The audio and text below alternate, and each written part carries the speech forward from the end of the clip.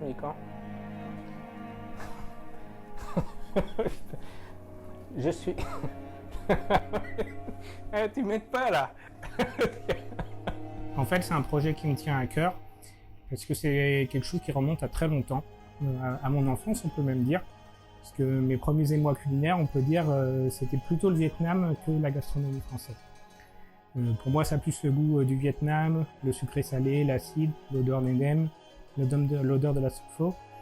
Et ça m'a suivi un peu toute ma vie. Comme le Vietnam m'a suivi toute ma vie en fait. Même d'un point de vue professionnel, puisque mon premier travail dans l'informatique, la seule personne qui m'a accepté avec mon peu d'expérience, c'était un Vietnamien. J'étais dans une équipe où il n'y avait que des Vietnamiens. Donc ça aussi, ça a participé à l'histoire. Et au bout de 20 ans dans l'informatique, j'étais un petit peu arrivé au bout de tout ce que je pouvais faire dans ce métier-là. Il y avait moins d'envie. Et puis j'avais envie de transmettre aussi. Ce que j'avais moi reçu pendant des années, quand j'étais plus petit, c'était quelque chose que j'avais envie de faire découvrir à d'autres personnes. C'est pour ça que en 2017, j'ai décidé d'arrêter ma carrière dans l'informatique. Et puis de me former par contre, passer un diplôme, puis après enchaîner des expériences dans des restaurants. Ça m'a vraiment permis de voir que j'étais en capacité d'aller au bout de mon projet. Et ça, c'était une première étape très importante. Et puis le dernier point qui était important pour moi, c'était que je sacrifie pas tout, mes amis, ma famille, pour ce projet-là.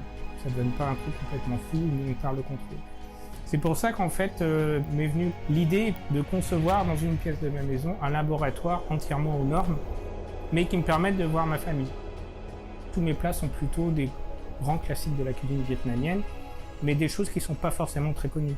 Bien sûr, j'ai un bo bun que beaucoup de personnes connaissent, mais j'essaie d'aller faire découvrir d'autres plats qui sont un petit peu moins connus.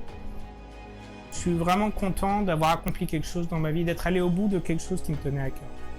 Et le retour des clients à chaque fois, c'est vraiment, vraiment agréable. Il y a vraiment de l'émotion quoi. Quand on dit que ce que tu fais c'est vachement bien, que ça a plu, là ça touche vraiment. Là vous le devez qu'à vous-même. C'est un peu, ça peut paraître un peu présomptueux de dire ça, mais c'est vous qui avez fait les courses, c'est vous qui avez cuisiné, c'est vous qui avez emballé, c'est vous qui avez livré. Donc il n'y a pas d'intermédiaire. Parmi tous les plats que je peux proposer, il y en a un que j'ai pas encore réussi à mettre à ma carte. C'est le plat, l'emblème national du Vietnam, c'est la soupe pho.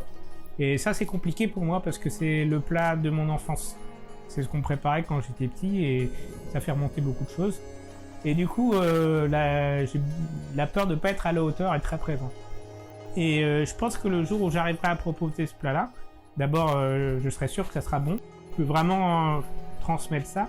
Et puis ça sera une étape supplémentaire pour moi.